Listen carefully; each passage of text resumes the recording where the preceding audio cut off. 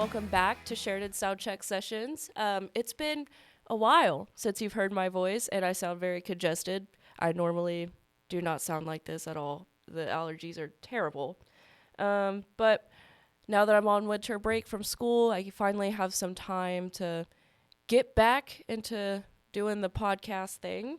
And so today we have a special guest. So if you listen to Primus or Mr. Bungle and you're like, I really wish this was like heavier, then you're in luck because today we have Sam Stewart of Flagman Band. How are you doing today? I'm doing great. Thanks for having me. Awesome. I'm glad you're doing well. So, tell me a little bit about you guys. Well, I mean, you kind of summed it up right there at the beginning. It's like Primus and Mr. Bungle, and then sometimes a lot we get System of a Down a lot. It's like if those three bands had a baby that listened to some death metal, uh, and it crawled out of the swamps of Florida. That's kind of where our band is coming from. That's like a great way to describe it. And I found you guys just like I was in my room just like scrolling through like doom scrolling and Sure. on Instagram Reels and I like heard y'all's music and I was like, "Oh my gosh, what is this?" So, Yes. I was listening to you guys for a good like couple of days straight. That's awesome. You got you hooked. Yes, y'all did. The algo gods are bringing us together. I love that. Yes, You dude, fire you stuff off into the internet, and you don't are know if people are seeing it. yeah, and And you are so, such an amazing bassist, dude. Oh my oh, gosh. thank you so much. I That's appreciate that. awesome. Okay, so I guess we can go ahead and start with the first question that I have for you. So tell me a little bit about the musical journey of you guys. So how did you get started? So I started this band pretty much right out of high school. So it's been like 10 years Oh actually. So wow. 10 years this summer. We started jamming, Cody and I, the original guitar player. But it took us about almost 2 years to find a drummer. And then we kind of farted around as a local band, just kind of writing songs and then being like, actually, we hate all these songs and throw them out. And then we'd write a whole new batch of songs. And we did it a bunch of times, classic local band stuff where you like, guys, here's the EP. And then like 6 months later, just quietly pulling it off the internet because it was like, dang, dude, that sounds terrible. Um, so it took us a while, actually, like 2020 when everything shut down kind of was a good reset for us as a band. We were able to kind of be like, okay, what are we trying to make? Um, and from there, we kind of were able to focus in. I believe that was like the writing of the second record, Thank You, Come Again. Mm. And we got a lot more like kind of concise and stuff. And then in the last like 2-ish years, we've been doing a lot more touring.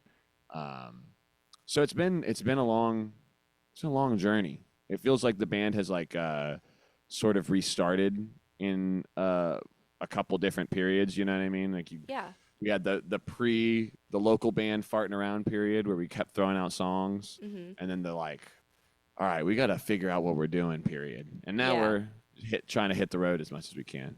That's awesome. So obviously, as we've mentioned before, y'all take a lot of influence from Primus and Mr. Bungle. Are there any other artists that are really big influences for you guys? Oh, I mean, yeah, definitely. Well, so you've got Primus and Mr. Bungle, and then you've got all the offshoots, right? Yeah. Obviously, we Faith No More Oh is a my huge gosh. one for Yes. me. System of a Down's big for all three of us. We definitely all love those, them specifically, all five of those records, and kind of pull a lot of our writing from like inspiration and just like what is it, like ethos when it comes to writing songs. Mhm. We kind of like try to take that approach where all their songs are like little, or a lot of them are like 2-minute stingers, right? They come and smack you in the face and they get out, and it's just verse chorus, we're done. Yeah. um, and so we definitely try to emulate some of that. But then, I mean, for all of us, it goes a lot deeper with, Cody's real into like Joe Satriani and all the guitar gods. He Yeah. loves that kind of shredder stuff. uh, Grant's way into Zappa. He got me into a lot of that stuff. Um, yeah, it's kind of just all over the map, but definitely like the big like I think the most obvious ones are like Primus, Mr. Bungle, System of a Down, Faith No More. That's probably the like biggest pool, you know. Yeah. And for me, at least, like, I feel like I'm a pretty, I don't want to say huge fan of Primus, but I really do like Primus. And I've always been like, I wish they were a little bit heavier. And then I found you guys, and y'all just filled that little hole in my heart. Yeah, exactly. It's like what if they kept making Frizzle Fry? You know what Yeah, I mean? Just like exactly. and then we just peppered in some pterodactyl shrieking in there too. Yes. That's a amazing way to describe that. So was there a specific moment when you guys were like, we want to do this as a career, like touring and making music, stuff like that? I mean, for me, that's kind of been the vision the whole time. Mm-hmm. Um, it's yeah, I mean, it's kind of been the only thing I've ever wanted to do, as far as I can remember. Is just like I want to play music, um, and truthfully, the touring part has made uh, turned the band into more of a collective because not everybody's on that same page or has the same ability to be gone all the time. Yeah. Um, so everybody's still invested in the ways they can be, but it has led to kind of having to create a cast of characters because, as I'm sure you hear talking to many people and the people at home, I'm sure hear other places, it's hard to get out on the road and tour all the time. Yeah, of So, course. um, yeah, I mean, but again, it's been as long as I can remember the only thing I want to do. So I'm grateful for being able to get out there with in whatever what is the word variation, whatever cast of characters comes along to play the tunes. I'm grateful for because it's the best getting out there and playing for folks. Yeah.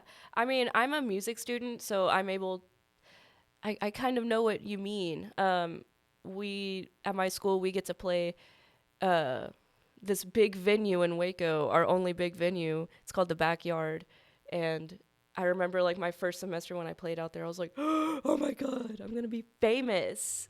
Oh yeah, But it's yeah, happening tonight. it's We're happening signing the record tonight. deal. Yeah, I was very silly. Um, Mm-hmm. so Hey, no, that's what I think every single night I play. It's like they could is be they here. could They're be in the here. I room. mean, it's true. I mean, that's what a lot of my teachers say. Like, if you're out and gigging a lot, there might be someone out there who is looking to find somebody, I guess. Yeah, I mean, you can never be. It's easy to fall into the like the cynical trap of like, yeah, that's those days are over. It's not gonna happen, and there's nobody here tonight. So let's phone the show in and get out of here. But you never know who's there watching. We played some show in Nashville that at the time I was being a little bit of a baby, and I was like, you know what? Why do we even do this? Nobody came to the show. Dang, this stunk. What a waste of time. But then we got a very nice email from someone after the fact that was like, hey, I was at that show and I really had a good time. And I was like, oh, wow. You never know Yeah, you never who's know. out there, who's watching. So that's why you got to play kind of like you know, with the mindset we were talking about. They're here tonight. They are here They're gonna tonight. offer me $1 million if I rock out as hard as I can. Yeah. And I think that's awesome that's a good mindset to just kind of give everything you have for every performance. That's really cool Yeah, it'll feel better anyways. It doesn't feel good to to just kind be of like half-ass it. to pout. Yeah, and Yeah. it's like nobody's here to hear my songs. Like, just Yeah. play the songs, dude. It'll be a Yeah. good time anyways. Yeah. And I mean, in the end, if no one came, at least you had fun.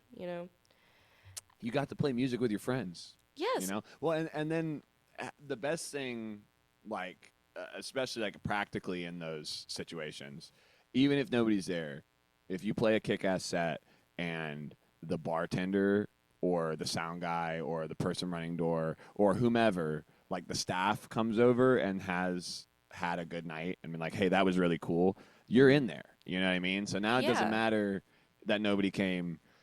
The staff had a good time. So the next time you come back, you know what I mean? It's like you're Yeah. making connections with everybody. It's not just the guy that's gonna give you $1 million. You know? Yeah. That's I really like that. That's really cool. So, you did mention like a little bit of your songwriting process. Can you walk us through like the creation of one of your favorite songs that you wrote? Yeah, I mean, ooh, it's hard to put a favorite. But I mean, most of them kind of evolve the same way. Mm-hmm. Um, it'll usually start with a riff from Cody or I, so a guitar or a bass riff. Um, and then, which we're in the process of doing right now for the next record, Cody and I sit down with a big batch of, bass and guitar riffs, and then we kind of just mold those into, okay, here's the parts that I have. Where does it go next? And we kind of just spitball ideas because we've been writing together since the very beginning. Mm-hmm. Uh, so 10 years of songwriting, it comes pretty naturally of just kind of hashing out piece by piece. But we'll kind of sit down and we can hack through a song structure in a couple hours. Um, and then we'll usually record what we have and listen to it and come back in a week or a month or whatever. And okay, do we like this? Do we want to change stuff? Do we want to add stuff? Um, and then from there, I'll usually add the vocals on top after the fact. I like to wait till all the music is done. Yeah. Um, so yeah, it's like we'll kind of hack out the structure, demo it, sit on it for a little bit, potentially, restructure and redemo, and then we lay the vocals on top.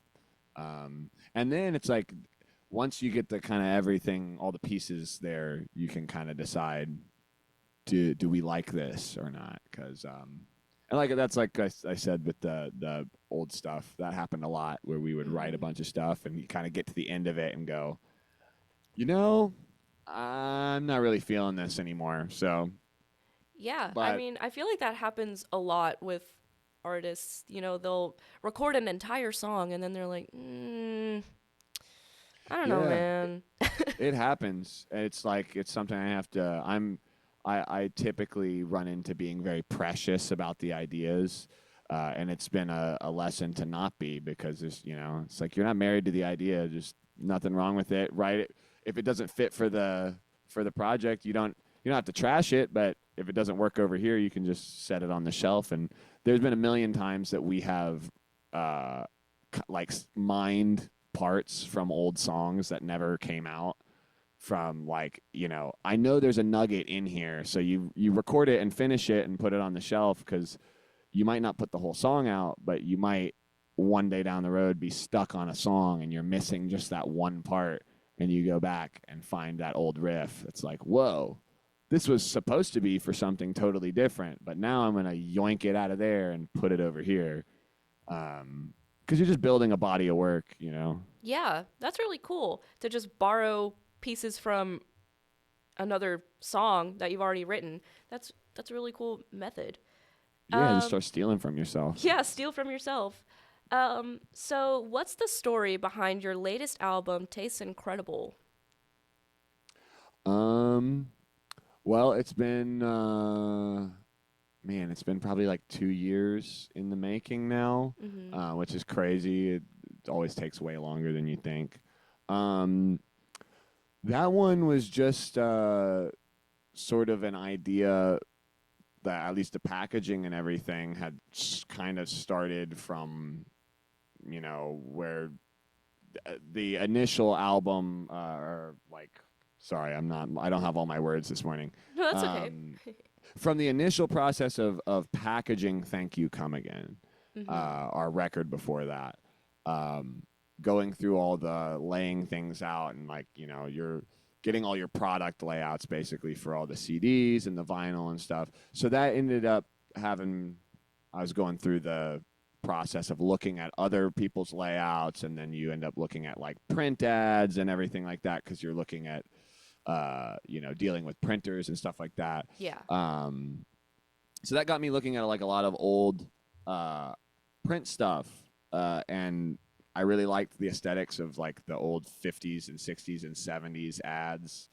And so that kind of just stuck in my head at that time as like, that's a cool like visual style. I like that.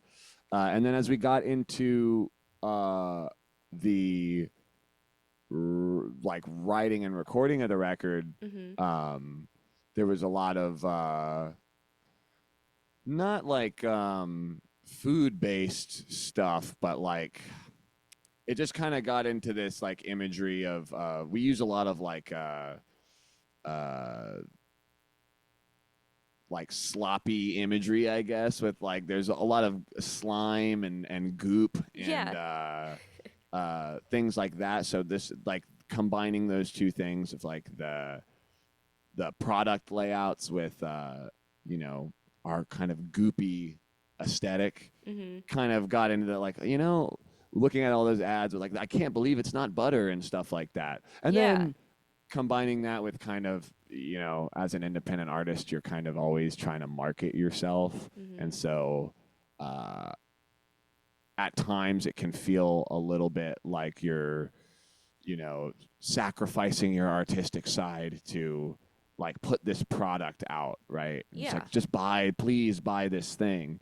So kind of combining that feeling with all of the goopiness and the all those 50s and 60s ads for like it, basically packaging it into something that, they would have given to like babies 50 years ago that then they find out they're like, oh, actually that had poison in it. You look at like the advertising for like, cigarettes, and it's like 9 out of 10 doctors recommend Lucky Strike, stuff like that. Yeah. So we wanted to kind of combine all that into, like this forward-facingly nice looking type of thing. Like it's got the like, the little 50s kids on there looking all upbeat.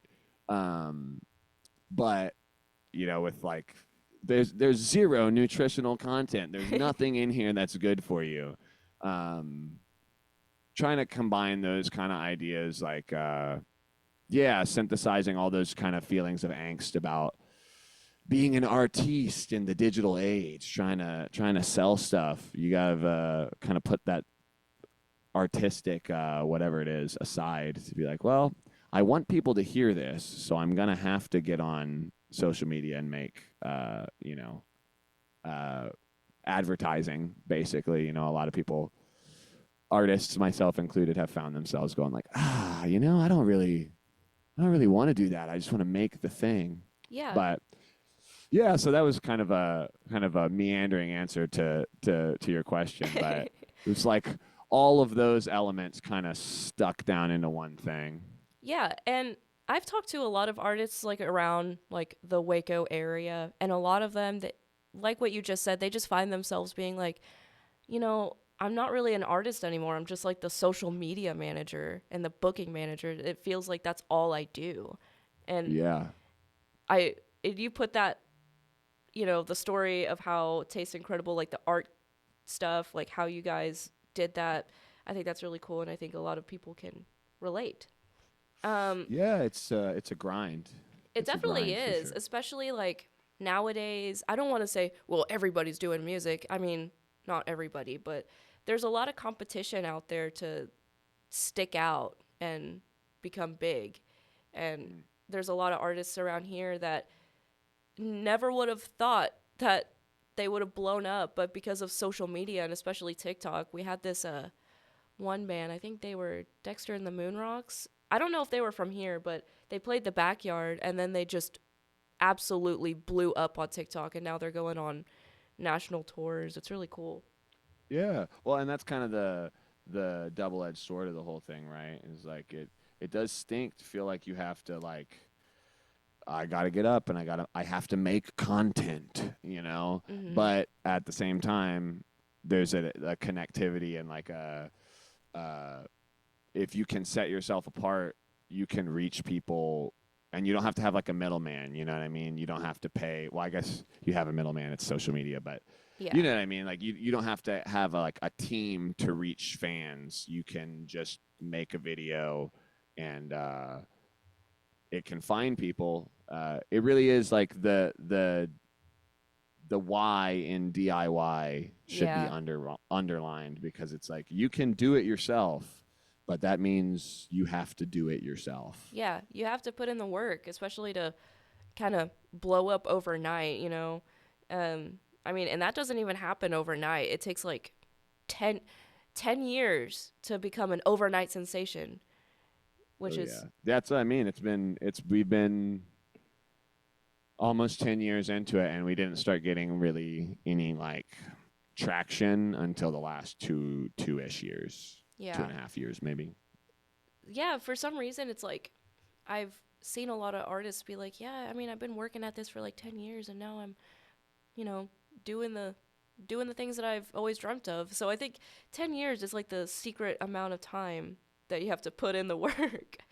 Yeah, it definitely is. Just there is no substitute for the time, and yeah, it's like I heard so many people say the same thing. When I was looking at bands and stuff in high school, it's like Mm. mapping the history of all the bands I like, and kind of noticing the same trend, being like, okay, all these bands were doing stuff for like 6 to 8 to 10 years before like anything quote unquote big happened, you Yeah. know. So it just takes a long time. I know for us that first 5 years uh, of just kind of farting around, we weren't like a good band really. We were Mm. just kind of figuring out what we were doing.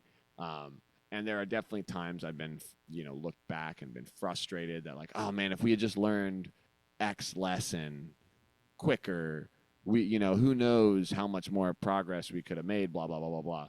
But all that time spent was time spent like, cutting our teeth live and becoming good at being on stage, and good at, playing music together. And it just kind of lets you experiment with all the things live music can throw at you. And the more times you get on stage, the more times you're going to end up having, your pedal board screws up in the middle of a song. So now here's an opportunity to learn on the fly. So Yeah.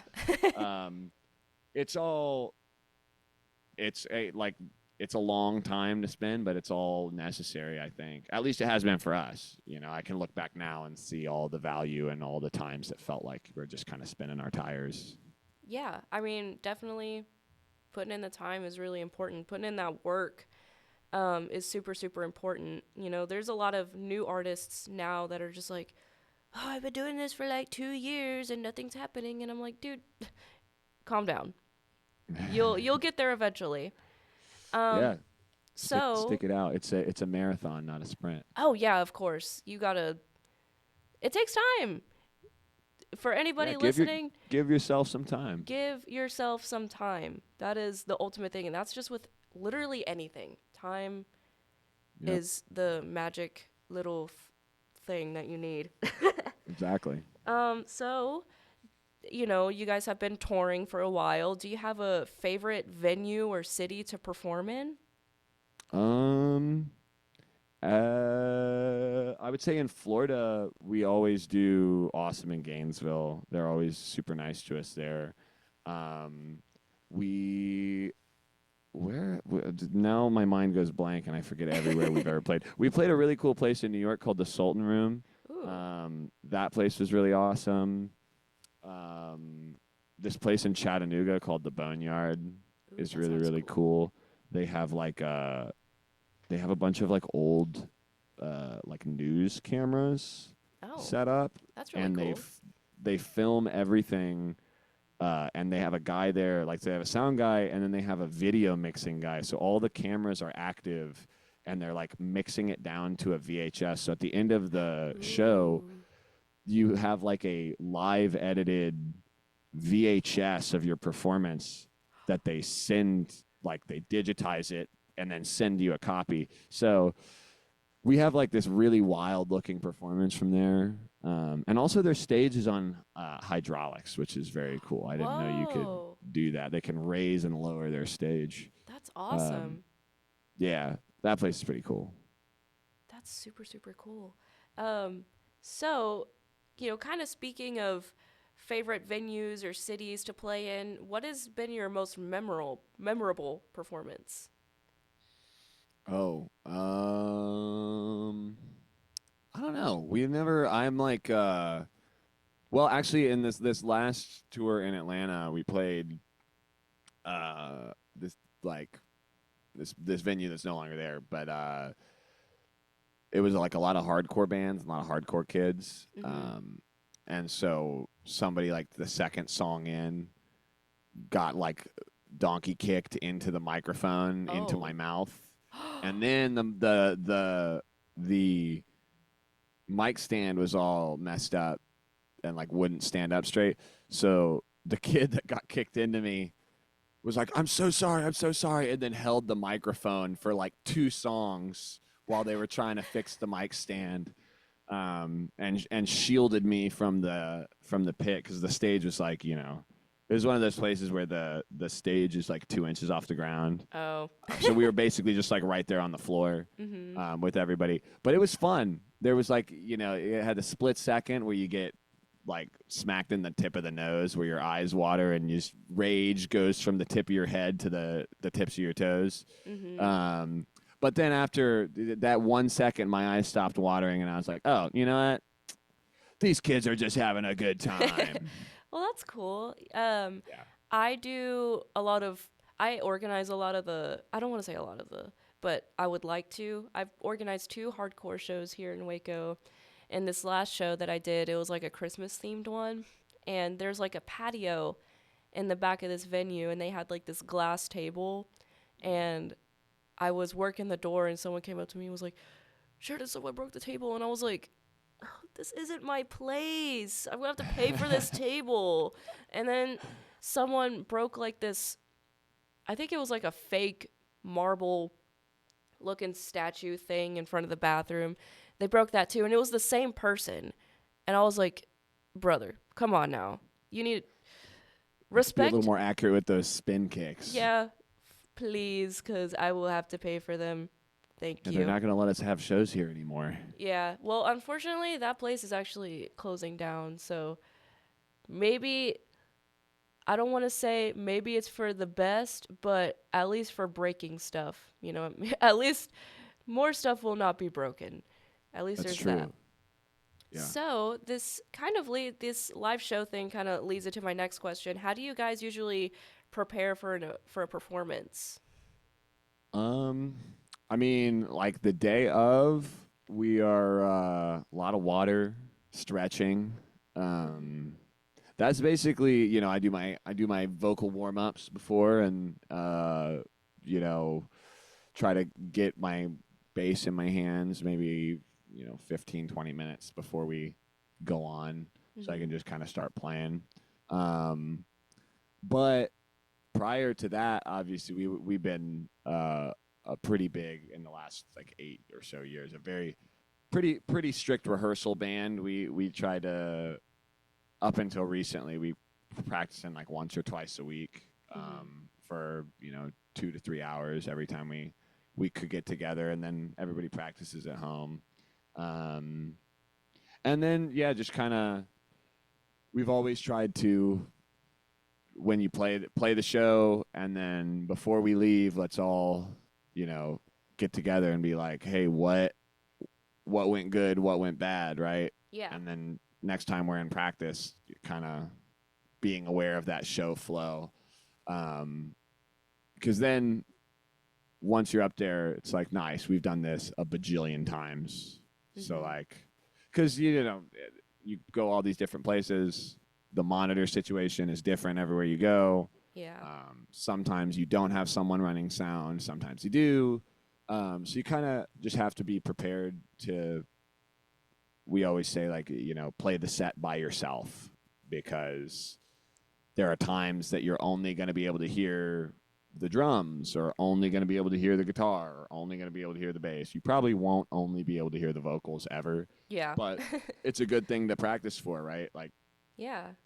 just yeah. There's so many times you get up there and like, well, I hope I'm playing with the rest of the band, but that's why that all that preparation beforehand makes the difference because now I can trust everybody knows where we're going, even if I can't hear where we are.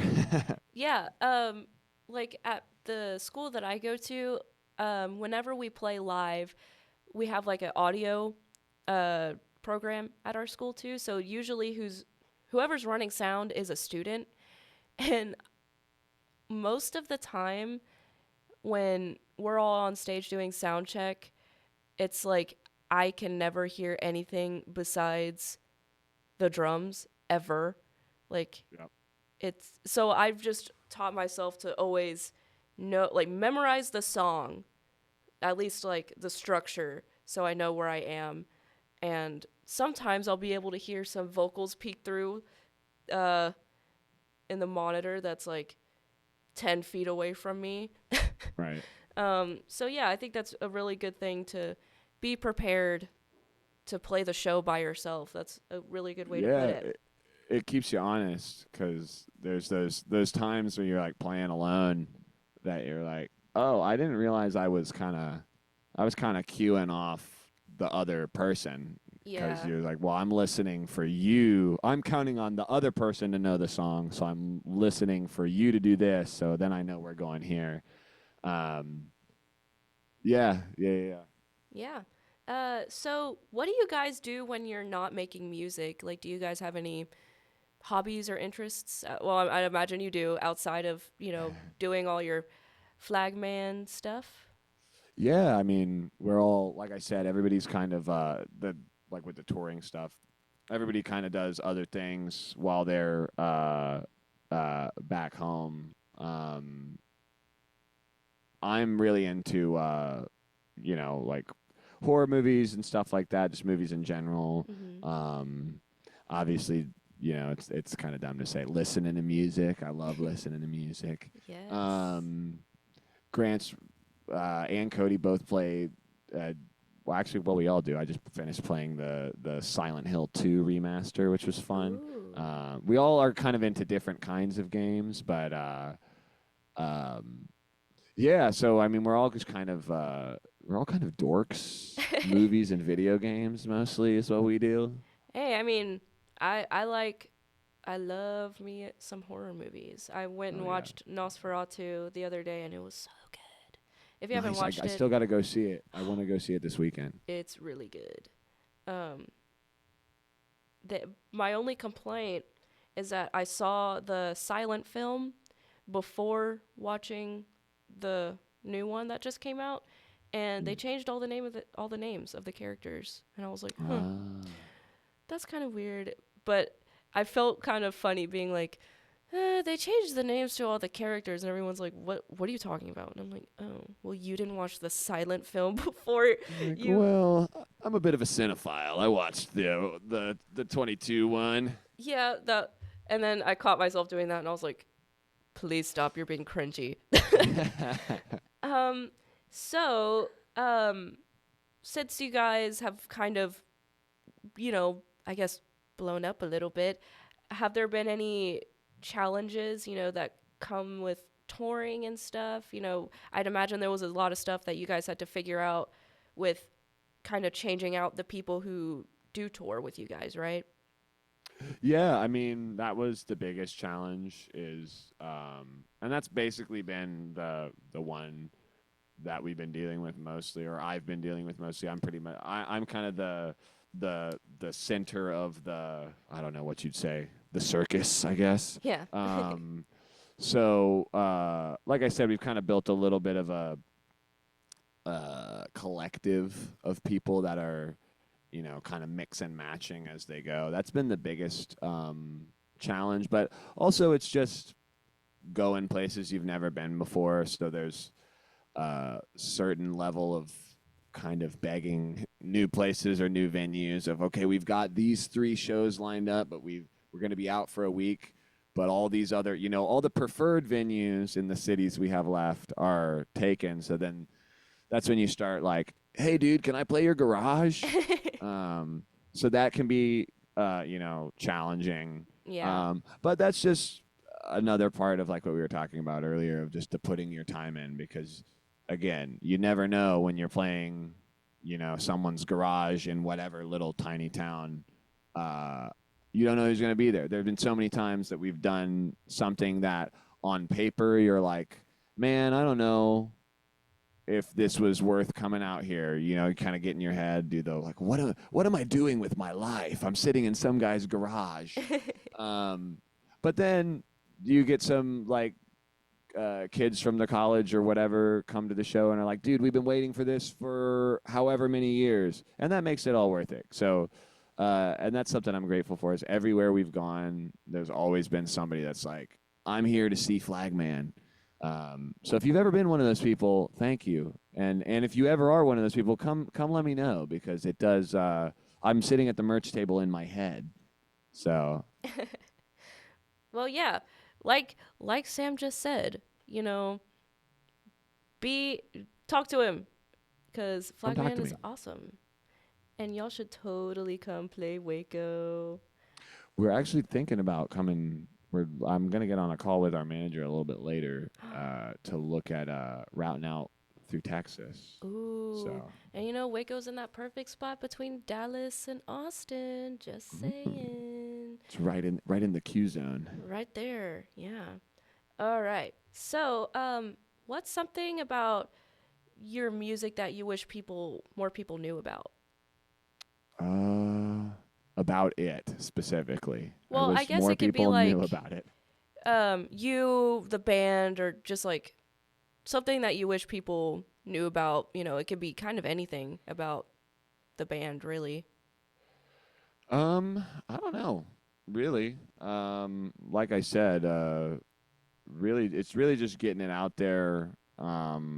It's finding the right people. I don't know if there's anything specifically about the music. Mm-hmm. Um, but I mean, it's just us making it happen. It's just little old me is Little what I want them old to know. you, yes. And uh, Sam also just said, you guys, as if anybody, I have a live audience. um, you know, it's really important for you to go and to that artist and be like, hey, man, I really enjoy your music. I think that means a lot to anybody who's Yeah, out and it's playing. it's nice. It's very kind when people do it. Um, yeah. Yeah. So, where do you kind of see your music career going within the next couple of years? Hopefully up. Yeah, Hopefully hopefully up. to a place of financial stability. Yes, that I think that's the Um, ultimate dream. I think so. I think that's everyone's dream. No, I mean we're doing more touring.